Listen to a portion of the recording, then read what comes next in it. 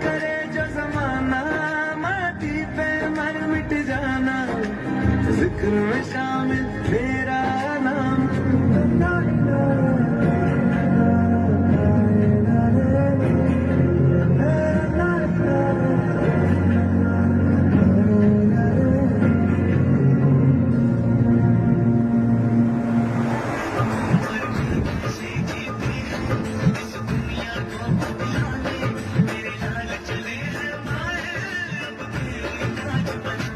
ना देख मुझे यूं मुड़ मुड़ के, तेरा मेरा साथ यहीं तक था।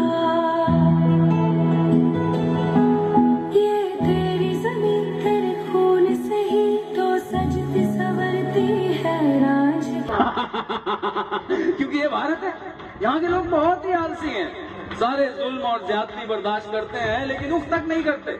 उसी तरह से इस राजा को बर्दाश्त करते हैं और बर्दाश्त ही नहीं, इसकी इबादत करते हैं। तो तुम क्या करोगे? नहीं, मैं नहीं। एंटोनिया, इस बार जो करना है वो तुम करोगे। हम सब भारतीय हैं और ये धरती हम सब की माता है और कोई हमारी माता को पददलित नहीं कर सकता। जो आंखें हमें शत्रुता से देखेगी वो आंखें नोच ली जाएगी। जो हाथ हम पर आक्रमण करेंगे वो हाथ काट दिए जाएंगे। दुश्मन के हमारी तरफ बढ़ते पैर तोड़ दिए जाएंगे। टाइगर, चाहो तो हमको आज़माना, हम जान साज, हम इश्क बात दिल वाले, कहते हैं हमको प्यार से इंडिया वाले। भारत माता की। मुझे बहुत खुशी है कि आजादी के अमृत महोत्सव, उत्सव नहीं महोत्सव, महान उत्सव, एक तो उत्सव है और दूसरा महोत्सव है। और आज हम सब लोग इस हिमालयी विश्वविद्यालय में, जिसमें छात्र छात्राएं हैं, जिसमें फैकल्टीज हैं, जिसमें आज सौभाग्य से बहुत सारे जनप्रतिनिधिगण हैं, इस क्षेत्र के बहुत ही प्रतिष्ठित व्यक्तित्व हैं, वो सभी लोग हम आज इकट्ठा होकर के अपनी आज़ादी का उत्सव मनाने के लिए यहाँ एकत्रित हुए हैं।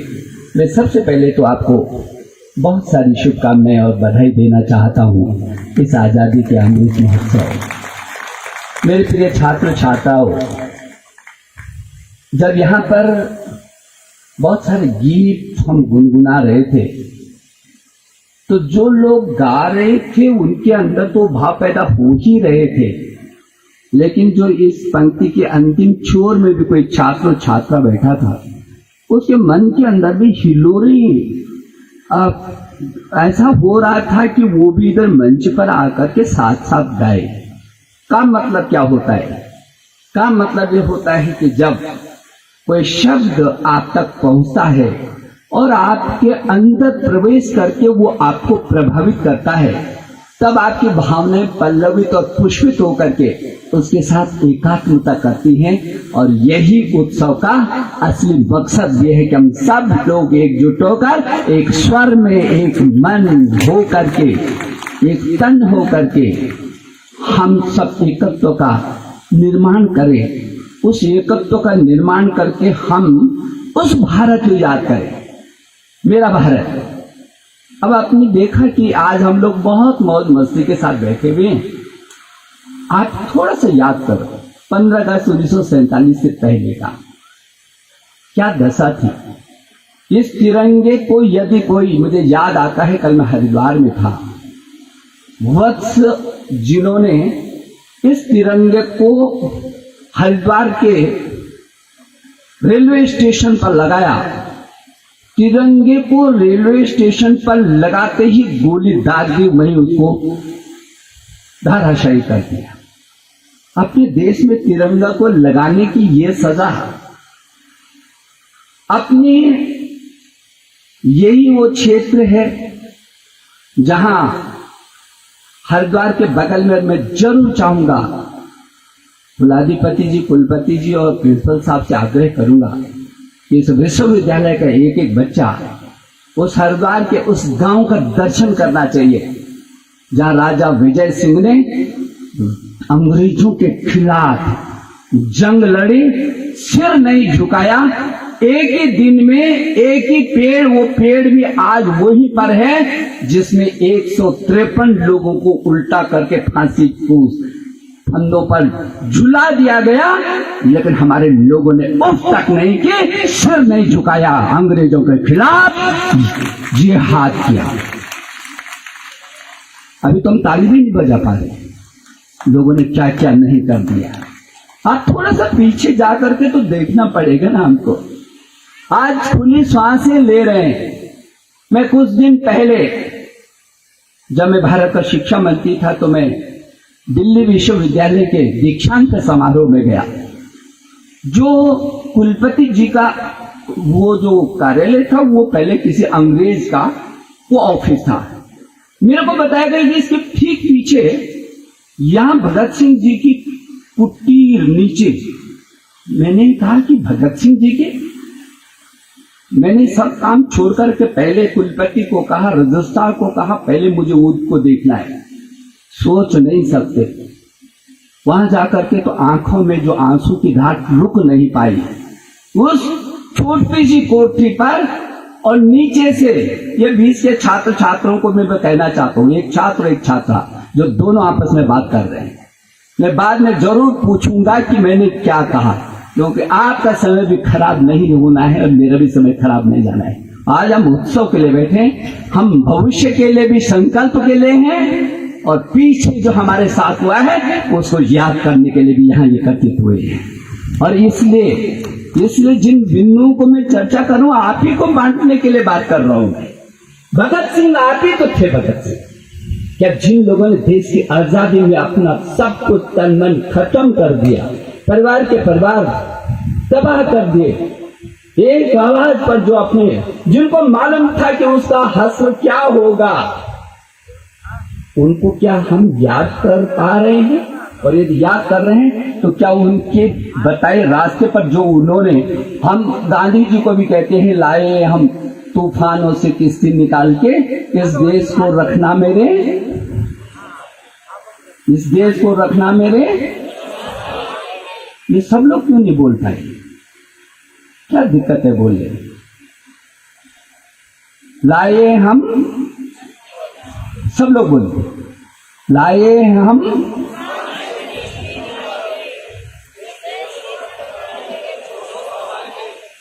हाँ, प्राचार्य जी से मैं चर्चा करूंगा, आग्रह भी करूंगा कि एक एक बच्चा हिमालय का, एक एक बच्चे के अंदर देशभक्ति का जज्बा पैदा होना चाहिए। इस हिमालय विश्वविद्यालय से निकलने वाला उसकी अलग पहचान होनी चाहिए। ये अपने विषय में शिखर पर है।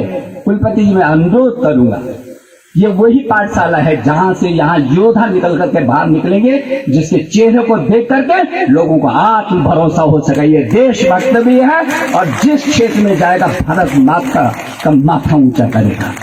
ये वो पाठशाला होनी चाहिए। ऐसी डिग्री लेकर के तो तब भी डिग्री ली है लोगों ने, लेकिन आज हम आजादी का अमृत महोत्सव मना रहे हैं।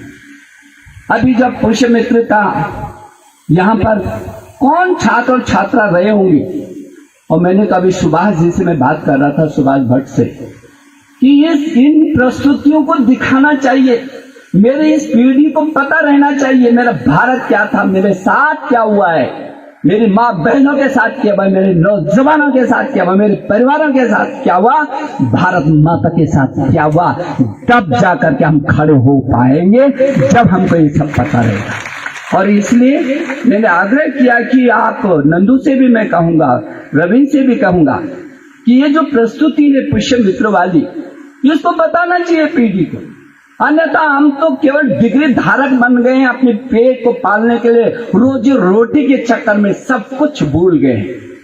और इसलिए ये जुनून जिंदा रहना चाहिए, ये जिंदगी को जीना चाहिए, जिंदगी को ढूंढना नहीं चाहिए। और इसकी जरूरत है, आज इसकी जरूरत है।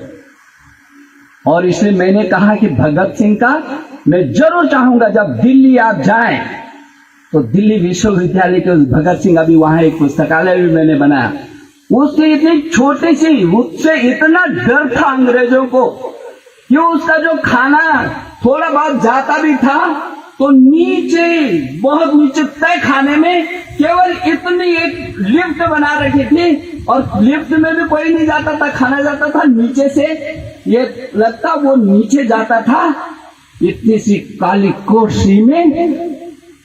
जिस भारत माँ के उस जबान में आजादी के लिए कोई समझौता न किया हो, एक एक मिनट जिसने कैसे करके जिया हो, जरूर दर्शन करना चाहिए। मैं ये भी कहूंगा कि ये जो अंडमान निकोबार है, जहां साबरकर और तमाम देश के उन लोगों ने जिसके कारण आज हम यहां पर बैठे हुए हैं, वहां जरूर दर्शन करना चाहिए। तब जाकर हम भारत माता के पुत्र कहलाने के भी थोड़ा बहुत हकदार होंगे। मैं ये भी कहना चाहता हूं कि हमको ये भी याद रखना पड़ेगा इस देश के लोगों को कि ये भारत कहां से कहां तक था। मैं पीछे के समय जब इंडोनेशिया गया, मुझे मालूम नहीं था इंडोनेशिया मुस्लिमों का दुनिया का सबसे बड़ा देश है। मेरी एक पुस्तक का वहां पर जब पाठ्यक्रम में सम्मिलित हुई तो बहुत मन में था कि हम इंडोनेशिया देखें। उनके विश्वविद्यालय ने हमको आमंत्रित किया। राजेश नैथानी जी जो आपके पीबीसी हैं वो भी वो साथ में थे। आपको मालूम है चौथी सदी का मंदिर, इतना ऐतिहासिक मंदिर जो सोच नहीं सकते कि उस जमाने में हिंदुस्तान की क्या कला रही होगी, क्या इंजीनियरिंग रही होगी। आज भी वो आधा टूटा हुआ मंदिर वहां पर है, चौथी सदी का। लोग देखने के लिए जाते हैं। लेकिन मुझे इस बात की खुशी है कि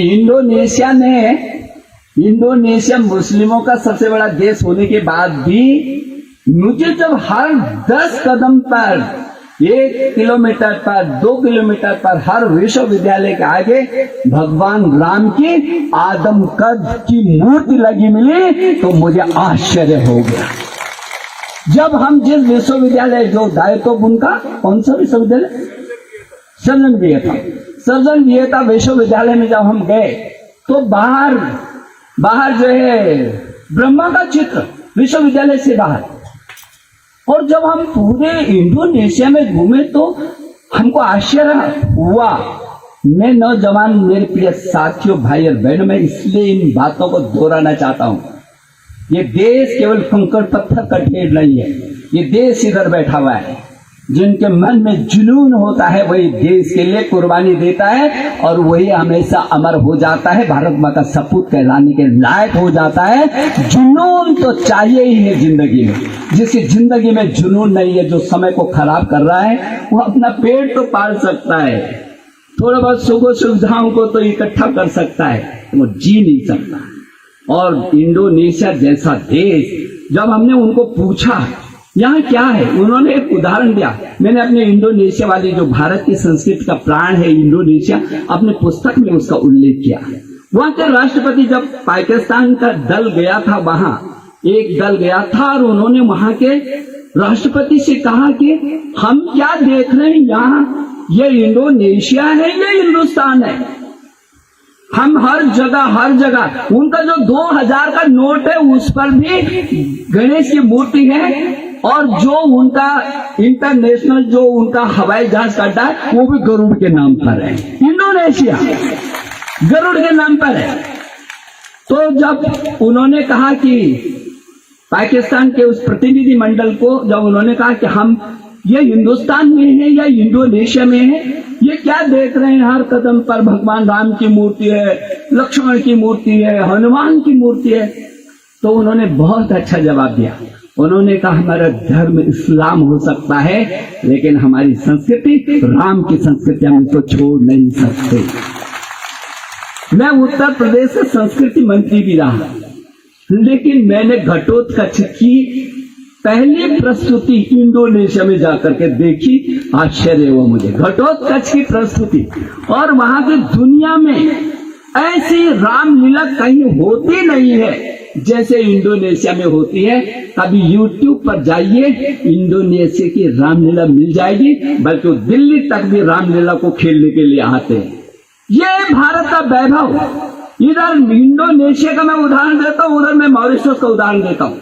मुझे याद आता है कि जब मैं उत्तर प्रदेश का संस्कृति मंत्री था, उनके राष्ट्रपति ने कहा हम भगवान राम की मूर्ति यहाँ से और मॉरिशस लेकर के जाएंगे। मुझे बहुत खुशी हुई, लेकिन मुझे इसकी कल्पना भी नहीं थी कि मॉरिशस जैसा देश अपने संसद में कानून बनाएगा और दुनिया का सबसे बड़ा रामायण केंद्र मॉरिशस में स्थापित करेगा। मैं उस राम की बात करना चाहता हूँ। ये मॉरिशस, इंडोनेशिया, मलेशिया, त्रिनाद सहित ये म्यांमार, अफगानिस्तान, ये भारत है, भारत माँ। हमको सभी दर्द है। हम मेरी माँ के जो अंग भंग हुए हैं, आज इसका भी दर्द है हमको। इसलिए दर्द है, ये भारत पूरी दुनिया में विश्व गुरु रहा है। ये बात सच है कि हम शांति के पोषक रहे हैं, लेकिन ये बात भी उतनी ही सच है जो मेरे सेनापति ने यहाँ पर कहा। ये कहा कि शांति तो तब होगी जब हम समर्थ होंगे। कमजोर आदमी शांति की बात नहीं कर सकता, ताकतवर आदमी ही शांति की बात कर सकता है। और आज दुनिया के तमाम देश हैं, ये पूरी दुनिया में सुख शांति समृद्धि तभी रहेगी जब मेरा हिंदुस्तान मजबूत रहेगा, तभी दुनिया की सुख और शांति। अन्यथा ये दुनिया के देश आपस में कटेंगे, मरेंगे। लेकिन मैं आग्रह करना चाहता हूँ, ठीक है, हमारी भारत की संस्कृति है, हमने विश्व में गुरु माना है।